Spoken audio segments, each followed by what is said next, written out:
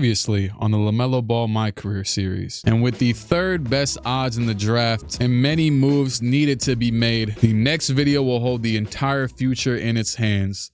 So on today's episode of NBA Today, we've got NBA insider Shams Charania in the studio for today's draft lottery. Yes, thank you, Kendrick. I'm actually told, my sources tell me that newly hired Hornets GM Big Dog has offered his firstborn child to capture the flag, as they call it. This was actually sourced from his burner account on Twitter, except he named the burner to his own name and posted a selfie. League sources tell me there are ungodly sacrifices going on in Charlotte just to jump up from 3-1 and not jump down from 3-6 as they did last year. But that's just what I'm told. Well, okay, thank you, Shams. And we'll be filing a police report. I mean, we'll be keeping a close eye on this one. July 6, 2025. This is it. Day that my job security relies upon.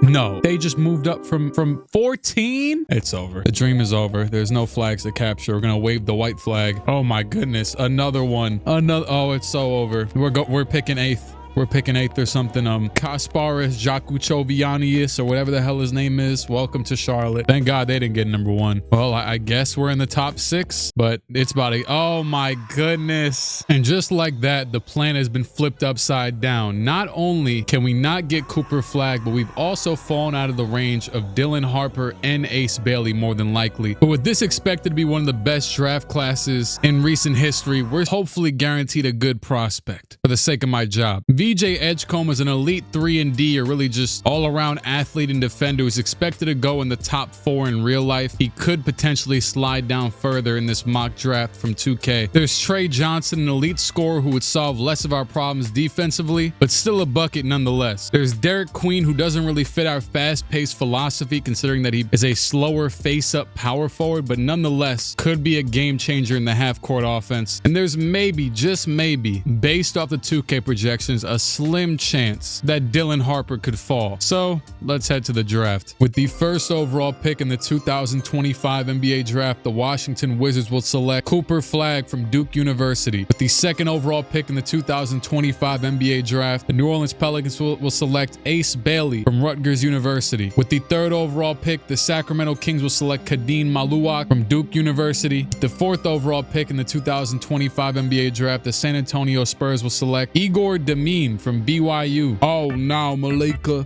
they're tripping. With the fifth overall pick in the 2025 NBA draft, the Utah Jazz will select Dylan Harper from Rutgers University. And with the sixth overall pick in the NBA draft, the Charlotte Hornets will select, drumroll please,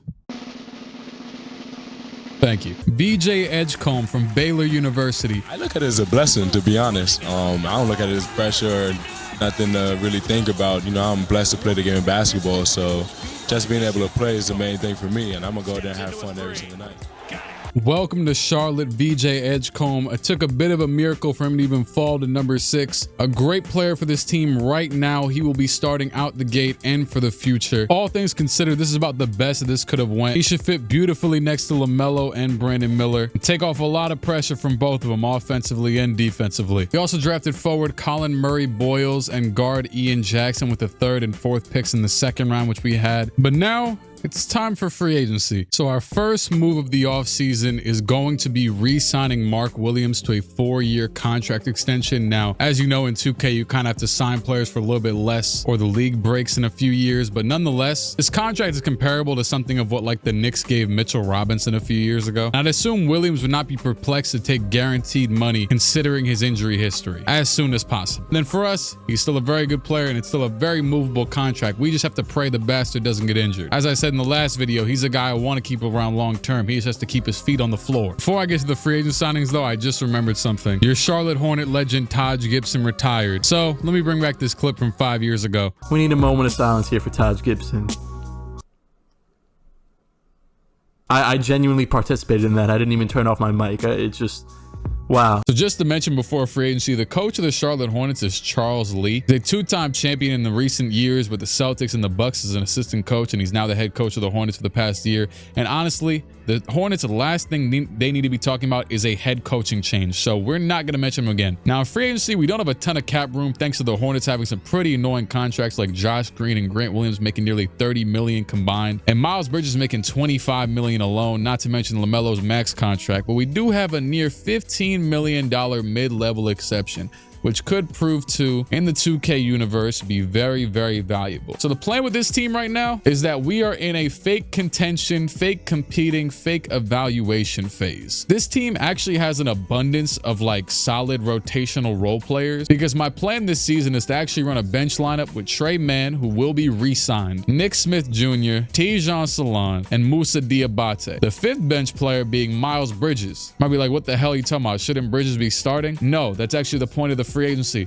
I'm trying to sign someone, a power forward slot that can be like a cog to this team and provide that inside the arc scoring and playmaking, and honestly just also allow Bridges to come off of the bench, because all in all, I feel like that team would be very annoying to see for any other opposing team from day one. Now, the highest tier option of this that is even possible for us in free agency is someone like Julius Randle. Now, it depends on how much his stock would drop, but Randle is proficient at being an inside the arc creator and scorer. He could space the floor a little bit, get you a lot of rebounds, and with a lot of experience as a leader of a team now, in the best case scenario, he would help us out a lot in increasing our chances of clinching a playoff spot this upcoming season. But sadly, Randle is still outside of our pay grade, so we have to move to the lower tier options just by a little bit. In the mid-level options, you got Naz Reid and John Collins. Now, Reid has become one of the NBA's fan favorites. He's like a guard in a big man's body. He won Sixth Man of the Year last year, very efficient, can take the ball off the floor, and has shown a lot of promise in basically every facet of an offensive game when he gets more of a role and an opportunity, and that's something that a lot of NBA fans seem to unanimously want. And then with Collins, it wouldn't be the worst option. He's had an underratedly good season in Utah. The problem is that he's in Utah. Someone like Reid has had a lot more playoff experience in the past few years, but Collins' efficiency with the Jazz is staggeringly good to where you have to consider him. And at the absolute lowest tier of options, if let's say both of those guys get signed for more money than out of our pay grade, is Bobby Portis, older dude who we would not be committing to long term, and he'd fill the role of what we want to start at the 4, but also just because of his age, lack of mobility, and honestly, just overall, this feels like a poverty signing.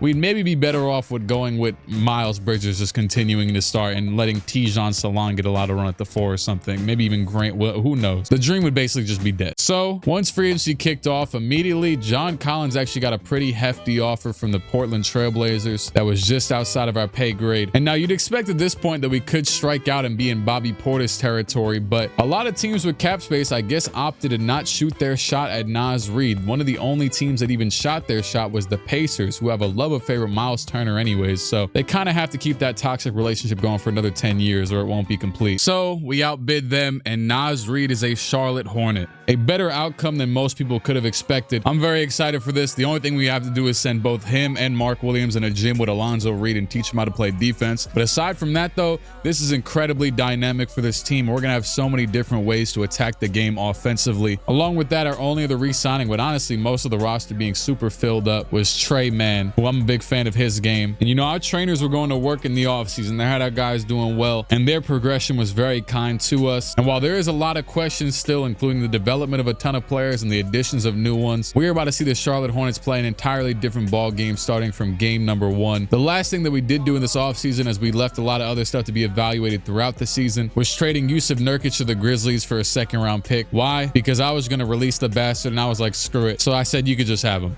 There you go. Even if I released him, it wouldn't have mattered. So in the next video, we will be playing our season debut against Victor Wembanyama, De'Aaron Fox, and the San Antonio Spurs. Plus the debut of 3 new starters in Nas, VJ Edgecombe, and Brandon Miller, because we haven't played with him yet. An entire overhaul from the first game to kick off the intro to what should be one hell of a season. And I'll see you then. Cut.